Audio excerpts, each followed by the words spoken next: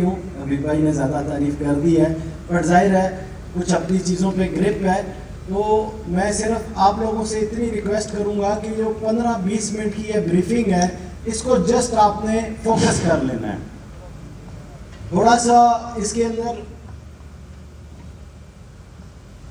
थोड़ा सा इसके अंदर मैंने ट्राई की है और मेरी टीम ने पूरी कोशिश की है कि नॉर्मल कन्वेंशनल चीज़ों से हट के कुछ जदत लेके आई जाए। तो आप जाहिर है ज़्यादा बेहतर बता सकेंगे, मैं तो प्रेजेंट करूंगा अपनी चीज़ों को, बट हम लोगों की कोशिश थी कि चाहे वो बिल्डिंग है, एलिवेशन है, उसका सेल का मैकेनिज़्म है, प्राइस है, हर चीज़ में हम लोगों ने परफेक्शन लाने की कोशिश की है। कोई भी चीज़ परफेक्ट नहीं होती, with the passage of time जाहिर है उसके अंदर मज़ीद चेंजेस आती रहती हैं और परफेक्शन का मरहला चलता रहता है। बट आज की डेट में मैं कम से कम ये दावे के साथ कह सकता हूँ कि आज की डेट में जो हमने मैकेनिज्म बनाया हुआ है वो 100% परफेक्ट है। जी बिल्कुल, स्टार्ट लेते हैं। सबसे पहले आप टॉप पे देख रहे होंगे प्रिज्म एक्स टावर। तो प्रिज्म एक्स टावर मींस ये है कि ये एक्सक्लूसिव टावर है, एग्जेक्टिव टावर है। ऑलरेडी हम लोगों के काफ़ी प्रोजेक्ट आ चुके हुए हैं, प्रिज्म आर्केड 1, 2, 3, 4 हाइट्स और प्रिज्म मॉल वगैरह। बट ये जो एक्स टावर है इसको हम लोगों को इजीली कह सकते हैं कि ये हमारा फ्लैगशिप प्रोजेक्ट है। पहली पिक्चर में आप ये देख रहे होंगे कि ये स्विमिंग पूल बना हुआ है। ये स्विमिंग पूल और ये इसके साथ की जो एमिनिटीज़ हैं ये 16th फ्लोर पे हैं बिल्डिंग की, और ये टोटल की टोटल यहाँ पे साथ में कैफेटेरिया, जिम, जकूजी, सुहाना, ऑल एमिनिटीज़ हैं। और ये एक्सक्लूसिव जो है वो हम लोगों ने अपार्टमेंट वालों के लिए दी हुई है। जी आगे स्टार्ट कीजिएगा। ये उसके कुछ व्यूज हैं। जी अभी आप इसका एक्सटीरियर देख रहे हैं, अगर लाइट में आपको सारी चीजें नजर आ रही है। जी तो रॉयल कर्सर रखिएगा नीचे वाली जगह पे। जी जिस जगह पे ये कर्सर आ रहा है ये मेरा सेलेबल एरिया है। आप लोग माशाल्लाह रियल एस्टेट से सब लोग बिलोंग करते हैं, कुछ लोग बिल्डर्स भी होंगे। तो हमेशा बिल्डर जो है वो अपना सेलेबल एरिया सेक्रीफाइस नहीं करता। इसके अंदर जो जद्दत या जो चीज़ें चेंज की गई हैं वो ये था कि हमने अपना सेलेबल एरिया सेक्रीफाइस किया है, वो भी ग्राउंड फ्लोर पे। तो ग्राउंड फ्लोर पे ये वाली जगह आप देखेंगे तो ये अराउंड 15,000 स्क्वायर फुट एरिया है जो कि ओपन छोड़ दिया गया है इस बिल्डिंग की खूबसूरती के लिए, हैपनिंग के लिए। ये है एक लोग आके यहाँ पे अपना एंजॉय करेंगे फैमिलीज, और यहाँ से ही राइट लेफ्ट दोनों साइडों पे एंट्री है माल के लिए, और ये बैक साइड तक ओपन हो जाता है और इधर से हम लोगों ने एंट्री दी। वाइस वर्सा जब इसी तरह फूड कोर्ट को आप देखेंगे, ये फूड कोर्ट है। फूड कोर्ट वाला एरिया भी ये भी अराउंड 16,000 स्क्वायर फुट है, जो कि दोबारा अगेन मैं कहूँगा कि ये हमारा सेलेबल था, और ये भी हम लोगों ने सेक्रीफाइस कर दिया इस बिल्डिंग की खूबसूरती के लिए। और कल को जो लोगों ने फूड कोर्ट में एंजॉय करना है तो उनको ओपननेस मिलेगी। अदरवाइज जर्नली जो होती हैं फूड कोर्ट को आपने देखा है बंद होती हैं, तो इसको हम लोगों ने टेरेसेस भी दिए हुए हैं। ये फूड कोर्ट के ऊपर जो टेरेसेस हैं यानी कि ओपन रहेगा, और प्लस आराम अलहदा से बैठने वाली जगह भी दी है जिसको हमने सेल में अपने यूज़ नहीं किया। इसी तरह वाइस वर्सा ये ऊपर वाली साइड पे ये देखेंगे तो ये वाला फ्लोर जो है वो अपार्टमेंट वालों के लिए ये एमिनिटीज़ हैं। इसमें स्विमिंग पूल, जिम, जकूजी, सुहाना। अदरवाइज जो बाकी एमिनिटीज़ हैं माल की वो फूड कोर्ट के ऊपर अवेलेबल हैं, बट ये एक्सक्लूसिव हम लोगों ने अपार्टमेंट वालों के लिए दी हुई है। इसी तरह लास्ट जो हमारी टॉप स्टोरी है इसके ऊपर हम लोगों ने हेलीपैड दिया हुआ है। बिल्डिंग के टॉप पे जो है वो हेलीपैड बना हुआ है। हाँ जी आगे चलें। ये एक और एंगल है इसका।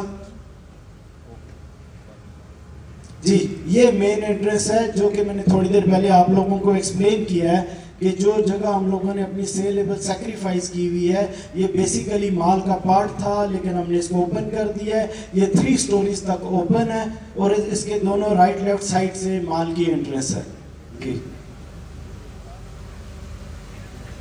ये रिटेल का उसने आइडिया दिया हुआ है कि ये रिटेल किस किस्म का होगा, तो आप इजीली इसको सेंटोरस डायमंड माल के साथ कंपेयर कर सकते हैं कि ये इस लेवल का आपका इनर साइड का जो माल है वो इस लेवल का। जी ये फूड कोर्ट में अगेन उसने वही ओपन वाली जगह जो है उसको एक्सप्लेन किया।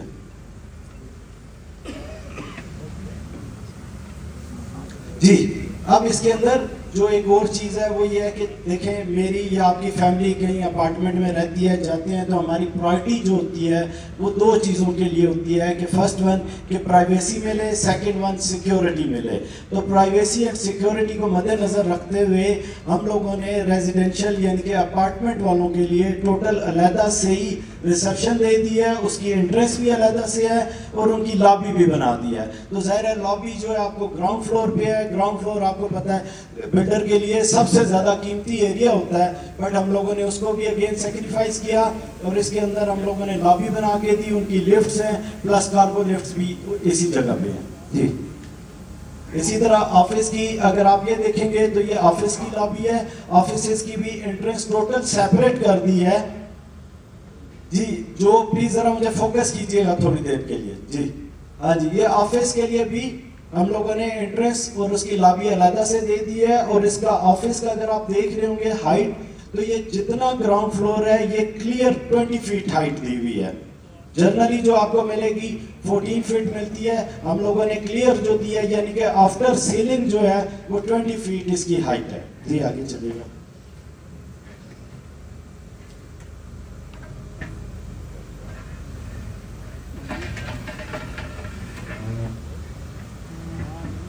जी। ये अपार्टमेंट के वो जनरली व्यूज बता रहा है।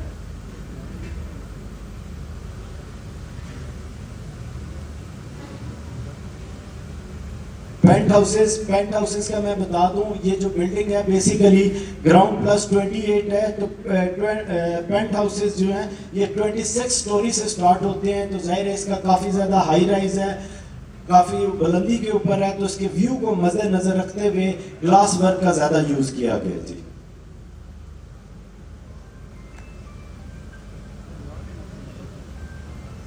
जी अभी जनरली ये है कि कोई भी प्रोजेक्ट शुरू करता है, चाहे मैं करूं चाहे आप करें, तो मेजर 3 चीज़ें ही होती हैं जिसकी बेस के ऊपर प्रोजेक्ट कंप्लीट होता है। फर्स्ट वन क्या होता है, आपकी लैंड है, सेकंड वन एनओसी है, एंड थर्ड वन कंस्ट्रक्शन है।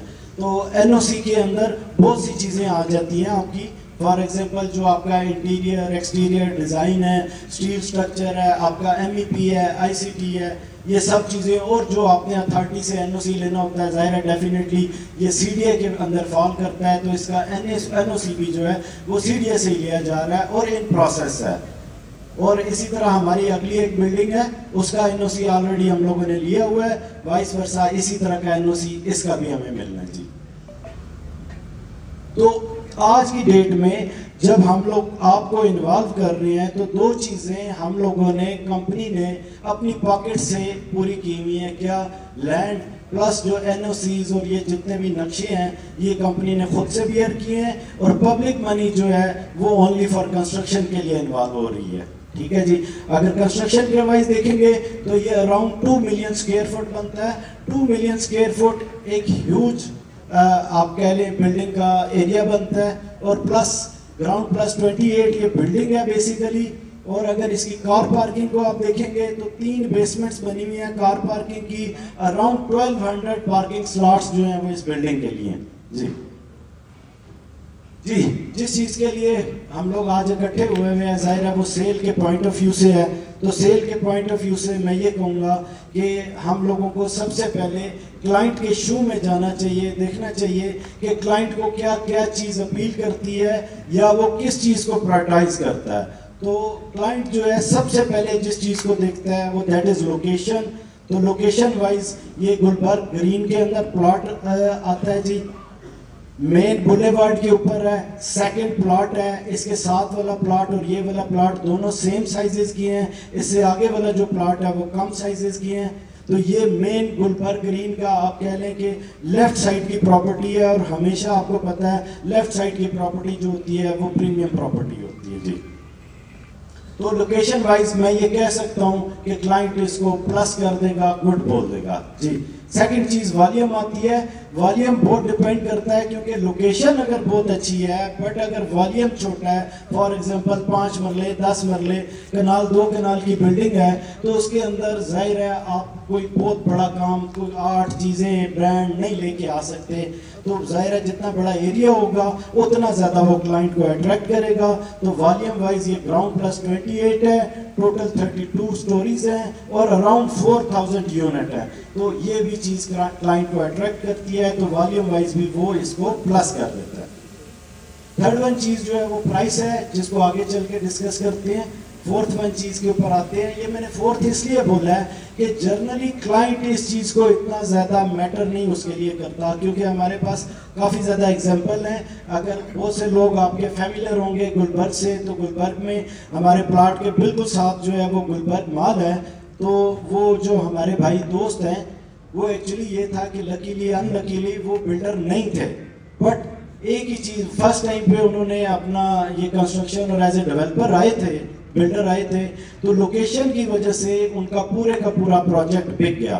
तो इसलिए मैं ये समझता हूँ कि लोग बिल्डर को या डेवलपर को ये इतना ज़्यादा फोकस नहीं करते कि इन्होंने कोई चीज़ पहले बनाई है कि नहीं, बट शुक्र अल्हम्दुलिल्लाह हम लोगों ने अपने प्रोजेक्ट्स ऑलरेडी डिलीवर किए हुए हैं। 2007 से एज ए बिल्डर हम लोगों ने 2004 से रियल स्टेट का काम शुरू किया था और 2007 से एज ए डेवलपर और बिल्डर का भी काम किया हुआ है। तो मल्टीपल प्रोजेक्ट्स हम लोगों ने ऑलरेडी डिलीवर किए हुए हैं। तो ये मैं कह सकता हूँ कि क्लाइंट जो है बिल्डर वाइज भी हमें कुछ प्लस नहीं देगा जी। अब जो लास्ट वाला टॉपिक रह गया था वो था प्राइस का। अब देखें 4 चीज़ें थी जिसमें से 3 चीज़ें आप लोगों के साथ डिस्कस हो गई हैं। अगर मैं समझता हूँ कि मेरी कामयाबी क्या है कि अगर मैंने चारों चीज़ों को प्लस प्लस प्लस प्लस कर देता हूँ तो मैं समझता हूँ कि मेरा प्रोजेक्ट हिट हो जाएगा। तो 3 चीज़ें तो मैंने आपको एक्सप्लेन कर दी हैं। फोर्थ वन जो है वो अभी एक्सप्लेन करने लगा हूँ। नई चीज़ है, नया आइडिया है, ठीक है, इसको ज़रा समझिएगा। इसके अंदर भी क्या है कि 2 किस्म के हमारे प्लान हैं। फर्स्ट वन कौन सा प्लान है? डाउन पेमेंट वाला, ये इंस्टॉलमेंट प्लान है। सेकंड वन बम्पर ऑफर वाला है। ऊपर अगर आप देखेंगे तो इन्वेंट्रीज का भी, यानी कि हमने ट्रांसपेरेंसी दी हुई है, कोई चीज़ हिडन नहीं रखी हुई। जो कंपनी अपने पास अपने बिजनेस सीक्रेट को हाइड भी कर सकती है तो वो भी हमने हाइड नहीं किया। वो क्लियरली बताया हुआ है कि जो 25% इन्वेंट्री है वो इंस्टॉलमेंट प्लान पे चलेगी और जो रिमेनिंग आपकी 75% इन्वेंट्री है वो आपकी बम्पर ऑफर पे चलेगी। तो पहले डिस्कस कर लेते हैं इंस्टॉलमेंट प्लान को। तो इंस्टॉलमेंट प्लान में क्या है कि आप इजीली समझें, जस्ट आपको समझाने के लिए कह रहा हूँ कि किसी भी चीज़ की जो भी वैल्यू बनती है किसी यूनिट की, फॉर एग्जांपल 100 रुपीज़ उसकी वैल्यू थी, तो 100 रुपीज़ का मतलब है कि हम भी वो 100 रुपीज़ में ही दे रहे हैं। 4 इयर्स का इंस्टॉलमेंट प्लान है। डाउन पेमेंट हम लोग उसके अंदर 30% ले रहे हैं, 30% डाउन पेमेंट ले रहे हैं और क्वार्टरली इसकी जो इंस्टॉलमेंट बनती हैं वो 16 बनती हैं।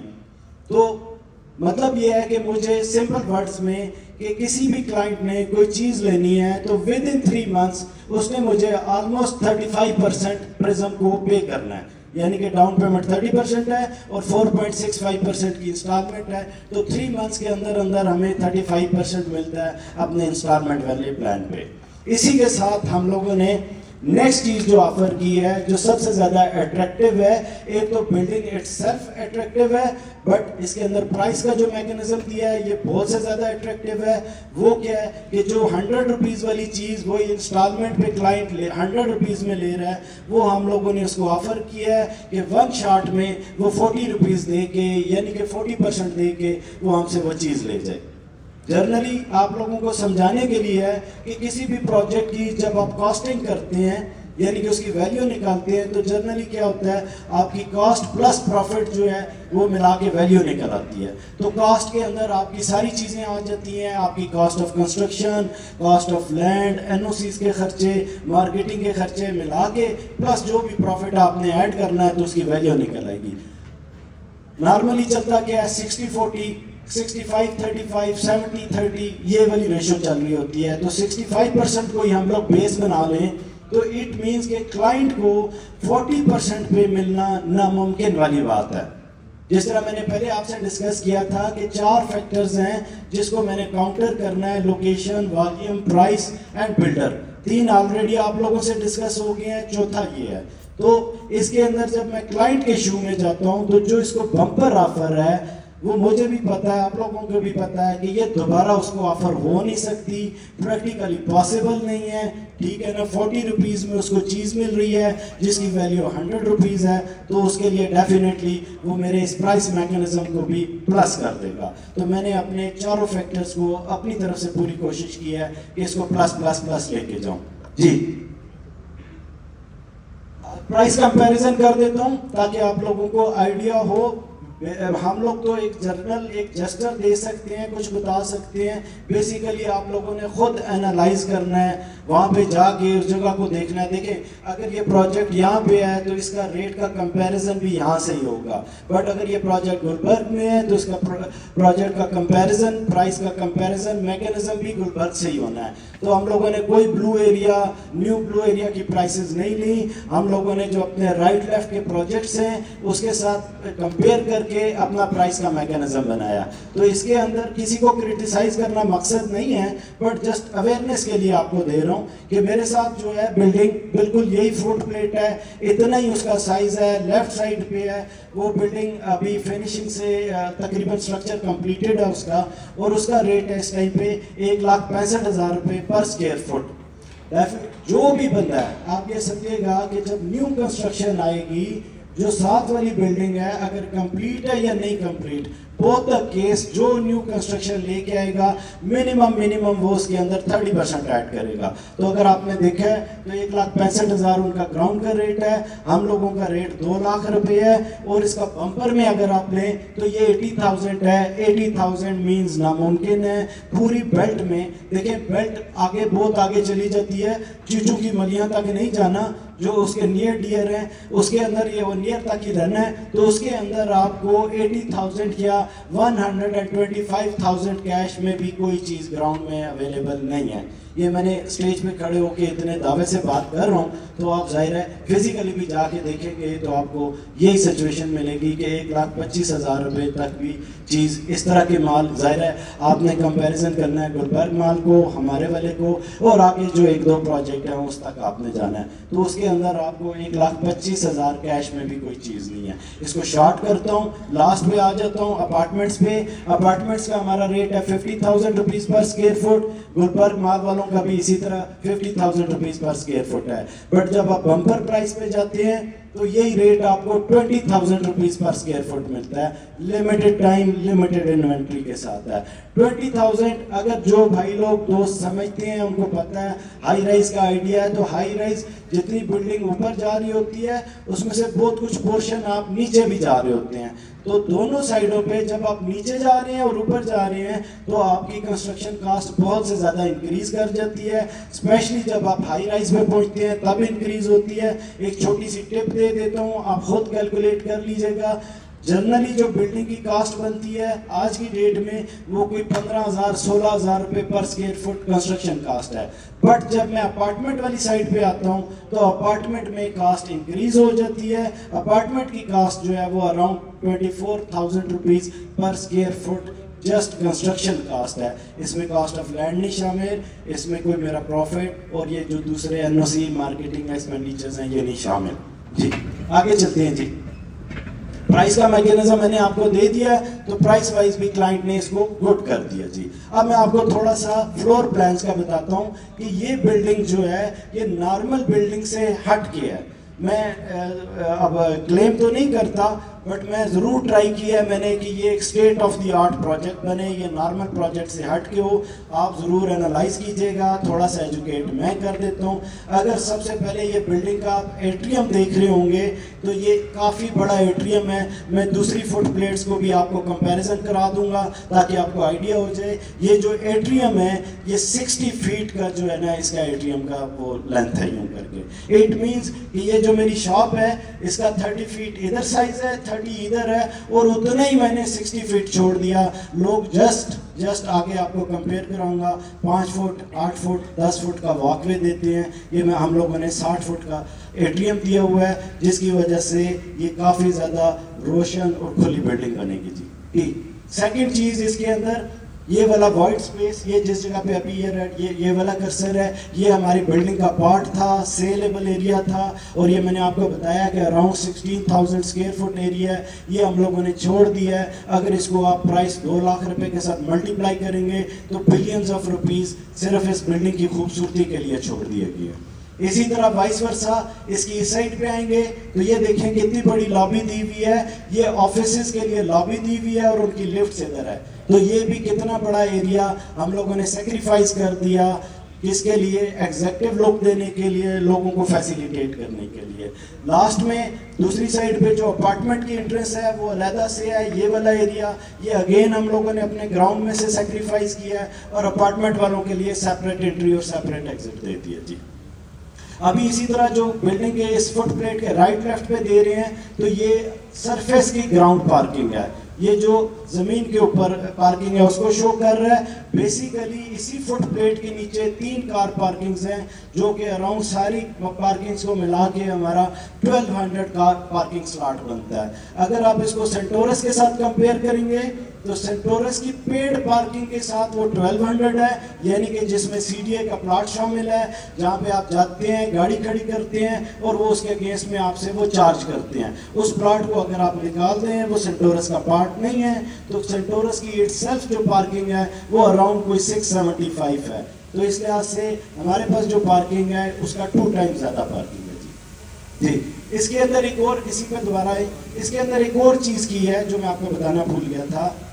ये बिल्डिंग जो है ये हम लोगों ने फुट स्टेप के ऊपर रखी हुई है।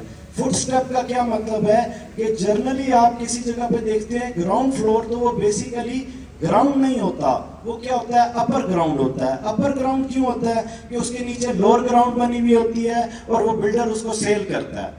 जब वो सेल करता है तो लोअर ग्राउंड थोड़ा सा ऊपर आता है, जिसकी वजह से आपका जो ग्राउंड फ्लोर है वो 4-5 स्टेप्स ऊपर चला जाता है। हम लोगों ने इसकी खूबसूरती के लिए अपना पूरे का पूरा लोअर ग्राउंड सेक्रीफाइस किया और इस बिल्डिंग को फुट स्टेप पे लेके आए। फुट स्टेप वाली बिल्डिंग जाहिर है उसकी खूबसूरती और उसका अपना एक ऑरा बनता है, बट उसके अंदर क्या है? बिलियंस ऑफ रुपीज सेक्रीफाइस करने पड़ते हैं। ये जो चीज़ें थी, चंद चीज़ें जो हम लोगों ने नॉर्मल से हट के की हैं वो मैंने आपको एक्सप्लेन किए हैं। आगे मैं कंपैरिजन दिखा देता हूँ। कंपैरिजन में भी किसी को क्रिटिसाइज नहीं किया जा रहा, जस्ट अवेयरनेस दी जा रही है। हमारे साथ जो बिल्डिंग है गुलबर्ग माल सब सोल्ड आउट हो चुकी हुई है। अगर आप उसका कंपैरिजन देखेंगे तो वो मैंने जैसे बताया कि हमने कितना बड़ा एट्रियम छोड़ा हुआ है, अब वही देखें, यहाँ पे 10 फुट की गली और नीचे 5 फुट वाली गली दी हुई है। ठीक है, यही काम हम लोग करते हैं तो ये भी एक कन्वेंशनल जो नॉर्मल बिल्डिंग है उसी तरह ये भी बिल्डिंग बनती जी। आगे चलें।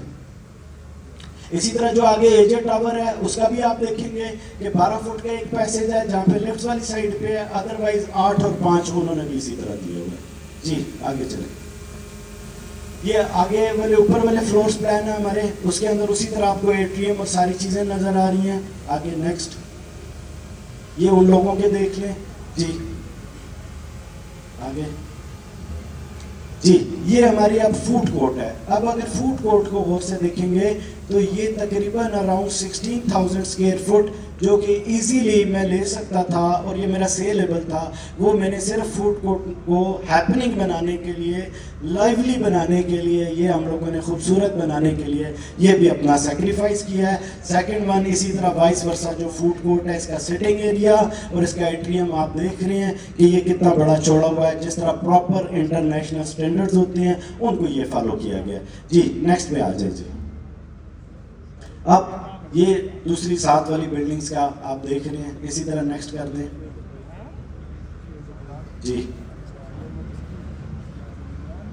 तो अभी आपने ये देखा है, ये बिल्डिंग के वाइज बताऊं कि ये बिल्डिंग जो है अगर आप इसका एक्सटीरियर देखेंगे तो हर बिल्डर और हर आर्किटेक्ट की ख्वाहिश होती है कि हम भी ऐसे ही बिल्डिंग बनाएं, डब्बा बिल्डिंग ना बनाएं। बट प्रॉब्लम क्या होता है कि आर्किटेक्ट को बिल्डर ये चीज़ बनाने नहीं देता। फाइनेंशियल मॉडल के अंदर ये चीज़ें आके फेल हो जाती हैं, क्योंकि इसके अंदर क्या है, इसके अंदर आपका सेल उड़ती है, पैसों का प्रॉब्लम्स है, इतना बड़ा सेक्रीफाइस जनरली नहीं होता। तो इसको मैंने इसलिए एक्सप्लेन किया कि इसलिए नॉर्मल से हट गया कि इसके अंदर बहुत से ज़्यादा हम लोगों ने अपने पैसे सेक्रीफाइस किए हैं, देन जाके ये बिल्डिंग नॉर्मल बिल्डिंग से हट के आ रही है जी। अब इसको आगे अपनी उस चीज़ को लेके चलते हैं कि जिस पार्टी ने, जिस बंदे ने, जिस क्लाइंट ने हमें 40% दिया है, तो उसके साथ हम लोगों ने क्या उसको दे रहे हैं। तो फर्स्ट वन क्या है, रिसीट है, यानी कि उसने जो 40% दिया है वो अपनी 40% की उसी दिन अपनी पेमेंट की रिसीट ले लेगा।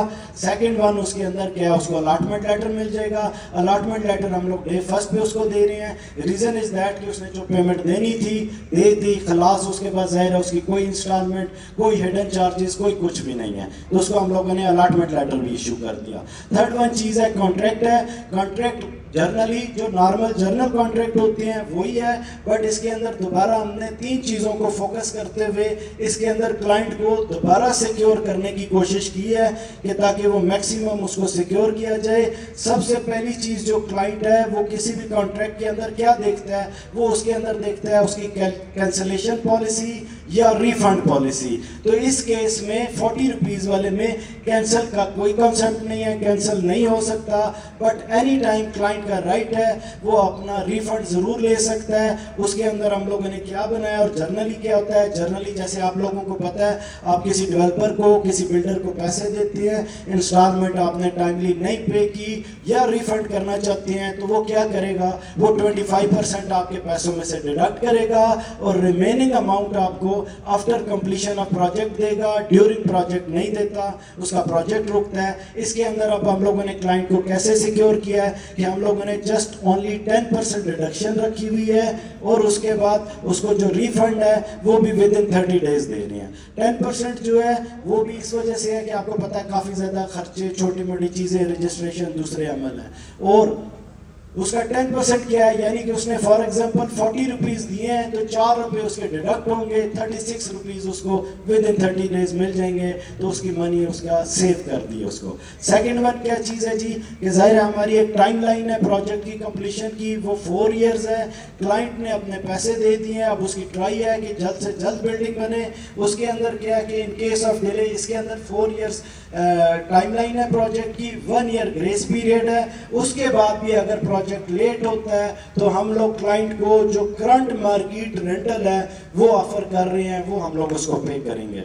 तो वो कैसे निकलेगा, फॉर एग्जाम्पल क्लाइंट ने हमें 40 रुपए दिए थे, बट चीज़ जो थी वो 100 रुपीज़ की थी। आफ्टर 4-5 ईयर्स वो 100 वाली चीज़ 100 में नहीं रही, वो 200, 250, 300 हो गई। छोटे वाला बैरियर उठा ले, 200 भी अगर उसकी प्राइस है एट द रेट ऑफ 0.5%, तो क्या आएगा 1 रुपी, यानी कि उसको 1 रुपया पर मंथ मिलेगा। और जो उसको 1 रुपया मिल रहा है, ये 1 रुपी, वो एट द रेट ऑफ 2.5% पे मिल रहा है। क्यों? क्योंकि उसने हमें ओनली 40 दिए हैं और 40 पे वो 2.5% एंजॉय कर रहा है पर month, which is much much higher amount जी। ये भी हमने उसको सिक्योर कर दिया। थर्ड वन क्या है कि थर्ड वन इसके अंदर ये है कि हमने एसेट मैनेजमेंट कंपनी अपनी बनाई हुई है फॉर रेंटल पर्पज ओनली। इसके अंदर जो रिटेल और जो आपके ऑफिसेज हैं वो हैं, अपार्टमेंट्स पे ये अप्लाई नहीं होता उनका। इसमें हम लोगों ने दोबारा क्लाइंट को फैसिलिटेट किया है कि ज़ाहिर है इसके रेंटल कोई ब्रांड लेके आना, मल्टीनेशनल कंपनी लेके आनी, सर्विसेज देनी, वो हमारा जॉब है, हम करेंगे। क्लाइंट इस हैसल में नहीं जाएगा कि उसने अपनी शॉप या अपना ऑफिस रेंट आउट करना है जी। तो ये चीज़ें हम लोगों ने इसके अंदर की हैं। लास्ट वन ये है कि ये जितना कॉन्ट्रैक्ट है ये कोई भी हमारे लेटर पैड पे या लेटर हेड पे नहीं हो रहा, ये प्रॉपर जो है क्लाइंट के साथ एग्रीमेंट हो रहा है और ई स्टैम्प पेपर के ऊपर होगा जी। उसको हम लोगों ने सिक्योर कर दिया जी। जी टोटल का देखें, जो भी कंपनी जो भी कोई प्रोजेक्ट लेके आएगा उसके पास 2-3 किस्म के मुख्तलिफ मॉडल्स होते हैं। पहला मॉडल उसके पास क्या है कि मैं डीलर नेटवर्क पे जाऊं, दूसरा मॉडल है क्लाइंट पे चला जाऊं, तीसरा मॉडल है दोनों को मिक्स करके चलाऊं। तो हमारा सिर्फ और सिर्फ एक ही मॉडल है और that is dealer network model है, ठीक है ना, जिसके अंदर हम लोग आप लोगों को अपनी चीज़ें दे रहे हैं, डायरेक्ट क्लाइंट को कोई चीज़ नहीं मिल रही। इसके अंदर मैंने डीलर को कैसे हम लोगों ने सिक्योर किया है, फॉर एग्जांपल कोई भी डीलर है या आप लोग हैं, आप अपने क्लाइंट को ब्रीफ करते हैं और वो कल को डायरेक्टली प्रिज्म को आके हिट करता है तो प्रिज्म के पास उसको देने के लिए कोई चीज़ नहीं है, ना हमारे पास इन्वेंट्री है, ना हम क्लाइंट को फैसिलिटेट कर रहे हैं। तो देन वो जिसका क्लाइंट है दोबारा राउट होके उसी की तरफ जाएगा, उसको सिक्योर कर दिया। क्यों? क्योंकि दोनों में एक टाइनी सा डिफरेंस है कि अगर हम लोग क्लाइंट को डील करेंगे तो ज़्यादा से ज़्यादा हमें क्या बेनिफिट है, जस्ट जो छोटा सा एक कमीशन देना है वो बच जाएगा। तो जब हम लोगों ने 60 रुपए छोड़ दिए हैं तो वो हमें कमीशन देते हुए कोई प्रॉब्लम नहीं है, तो इसलिए हम लोगों ने दोबारा उसको डीलर की तरफ राउट कर दिया। जी जी हाँ जी। बुकिंग जो जनरल पब्लिक के लिए है, जनरल पब्लिक के लिए फिर मैं बता रहा हूँ, वो डेट उसकी है जी 19 मई। जनरल पब्लिक में नीचे एक लाइन लिखी हुई है, फर्स्ट कम फर्स्ट सर्व। चाहे वो 1 घंटे में ख़त्म हो जाए, चाहे 10 घंटे में ख़त्म हो जाए, किसी को क्या चीज़ मिले ना मिले इसकी कोई रिस्पॉन्सिबिलिटी प्रिज्म की नहीं है। जो पहले आएगा ले जाएगा।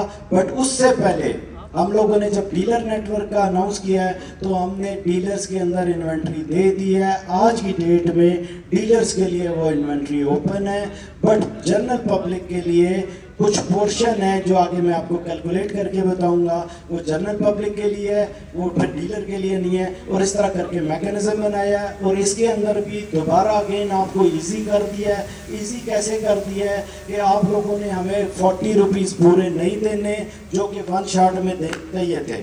उसके अंदर भी हमने रिलैक्स किया है कि जस्ट ओनली 10% आप देंगे उस 40 का। तो क्या मतलब हुआ कि आप लोगों ने हमें ओनली 4 रुपए देने हैं, 4 रुपीज़। देन उसके बाद फिर अगेन 45 डेज का टाइम है और जो हमारी कट ऑफ डेट है वो 5 जुलाई है। अगर आज की डेट से लेंगे तो अराउंड ये 65 डेज बनते हैं। बट अगर 19 मई से स्टार्ट करेंगे तो वो 45 डेज बनेंगे और 5 जुलाई को हमें हमारे रिमेनिंग पैसे 36 रुपीज़ दे देगा डीलर, क्योंकि हमारी जितनी डील है वो डीलर के साथ है। वो 4 रुपीज़ भी डीलर ने दिए, 36 भी डीलर ने देने हैं। अगर तो उसने दे दिए, चैप्टर क्लोज, डील डन हो गई, उसको उसकी चीज़ें मिल जाएंगी। इन केस ब्रीफिंग को शॉर्ट कर रहा हूँ टाइम की वजह से, इन केस वो किसी भी वजह से नहीं पैसे दे पाता बकाया, तो हम लोग as it is without any deduction, कोई एक पेनी भी नहीं उसका डिडक्ट होगा, उसको उसके 4 रुपीज़ रिटर्न कर देंगे। जनरली क्या होता है, जहाँ पे आप कमिटमेंट करते हैं, माशाल्लाह आप सब लोग भी कारोबार करते हैं, वहाँ पे क्या है, अगर आपने अपनी कमिटमेंट नहीं फुलफिल की तो देन पैसे फॉरफिट हो जाते हैं। बट इस केस में नहीं है। इसके पीछे 3 लॉजिक हैं। मैं अपना ज़रूर ये दावा कर सकता हूँ कि आज दिन तक, जब से मैंने 2004 से कंपनी बिल्डअप की है, तो आज दिन तक हम लोगों ने ना किसी का टोकन ना किसी का बयाना फॉरफिट नहीं किया। तो आज भी वो रवायत बाकी रखी हुई है, तो हम लोग नहीं कर रहे। इस्लामिक पॉइंट ऑफ व्यू से भी ठीक नहीं है, तो इसलिए इसको नहीं रखा हुआ। सेकेंडली या थर्डली जो इसको समझें कि ये मैं क्यों वापस कर रहा हूँ, इसके अंदर एक और बहुत बड़ी रीज़न है, क्योंकि मुझे मेरे प्रोडक्ट का बिलीव है। मुझे पता है कि मैं क्या चीज़ दे रहा हूँ, वो 1000% इंश्योर्ड है कि वो मुझे पैसे देगा ही देगा, क्योंकि ये 40 रुपीज़ में चीज़ नहीं मिलनी और इसका उस दिन ऑन चल रहा होगा, इन्वेंट्री ख़त्म होगी। फिर यहाँ पे एक चीज़ क्लियर कर दूँ जो कि रह गई थी कि 19 मई को इन्वेंट्री का कुछ पोर्शन, यानी कि जो टोटल इन्वेंट्री है उसका 15% जो है वो जनरल पब्लिक के लिए 19 मई को, वो उसी दिन उसी घंटे में क्लोज हो गई। Okay done. 20 मई को हमारे पास मजीद जो 10% अपने पास इन्वेंट्री रखी हुई है उसका रेट जो है वो 50% के ऊपर कोट होगा। तो देन वही चीज़ जो आज की डेट में कंपनी आपको 40 रुपए की दे रही है, वही चीज़ कंपनी 20 मई को 50 रुपए की खुद भी बेच रही होगी। जाहिर है जिन जिन लोगों ने 40 में लिया हुआ है वो भी बेच रहे हैं, चाहे उस दिन मेरे पास आके किसी ने 50 की नहीं ली ना ले, बट वो आपसे ज़रूर लेगा। 40 नहीं, 41, 42, 43 और इसी तरह मार्केट इसको लेके चलती रहेगी। वो 2 दिन लगे, 10 दिन लगे, 50 पे पहुंच जाएगी, 50 पे दोबारा हमारा 10% ख़त्म और देन वो फिर 50 वाला बैरियर भी वो क्रॉस कर देगी और इस तरह सामान आगे चलता जाएगा। जी आगे चल जी। इसके अलावा इसी के अंदर इस चीज़ को एक्सप्लेन किया है कि जिन जिन लोगों ने बम्पर ऑफर अवेल करेंगे उसके बाद उनको हमारी ज़रूरत नहीं है, खुद आपस में मार्केट सेल परचेज, कोई 41 में ले रहा है, कोई 45, 46, 50, 55, 60 तक ये रेट जा रहा है, क्योंकि मुझे पता है कि ये इसके अंदर इतना बड़ा हम लोगों ने मार्जिन दिया हुआ है, क्योंकि इसके अंदर दो चीज़ें हैं। फर्स्ट वन, ये कन्वेंशनल बिल्डिंग नहीं है, ये डब्बा बिल्डिंग नहीं है, ये बिल्डिंग बहुत चेंज है और इसके अंदर बहुत कुछ सेक्रीफाइस किया गया है और इसके रेट्स जो हैं वो फुल प्राइस पे भी ना होने के बराबर हैं, ये मुझे पता है।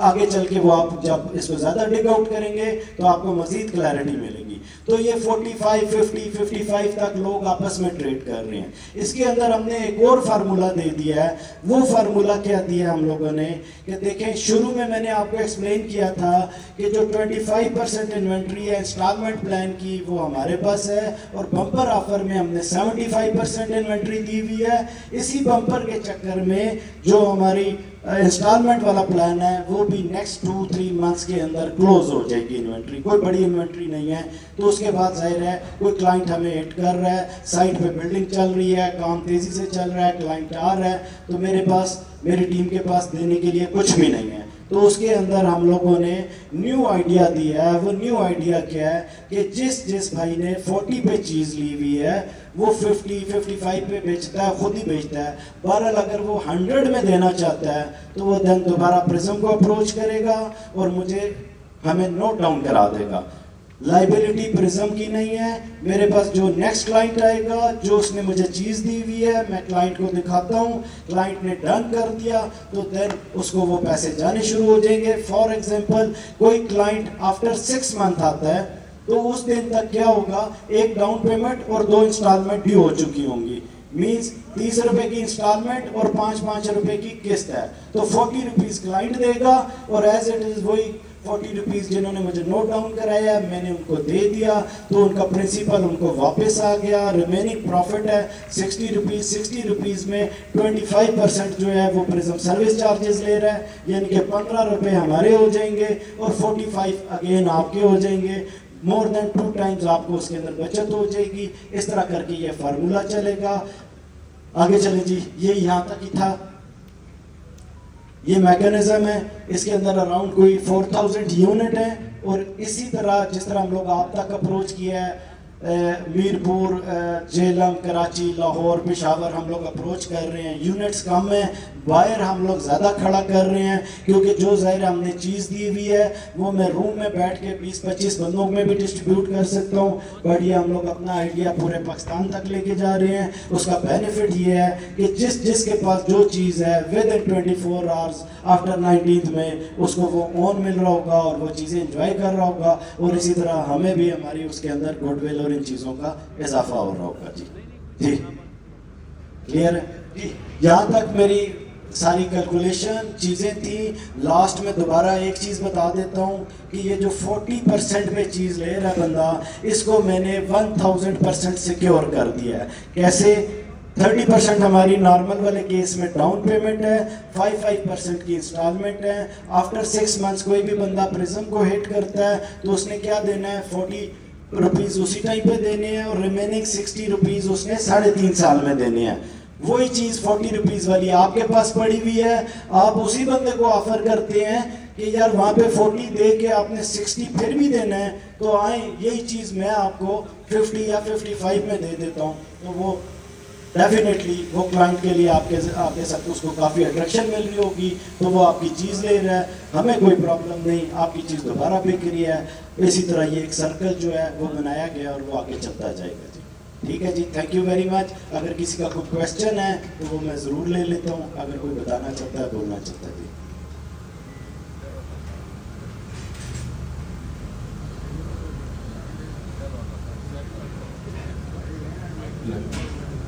जी। किसी का कोई क्वेश्चन?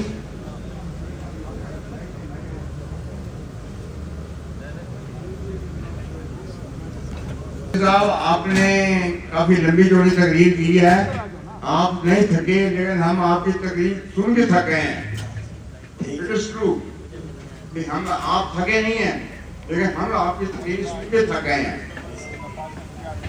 कुछ बातें आपने नहीं बताई जो बतानी चाहिए थी आपको। नंबर 1 ये आप बताएं कि ये आपका प्रोजेक्ट जो है ये इस्लामाबाद के किस हिस्से में एरिया में 1, 2, 3, 4 to 8 तक है, बताएं।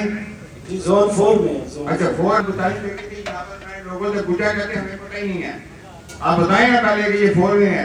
सर मैंने गुलबर्ग ग्रीन बताया।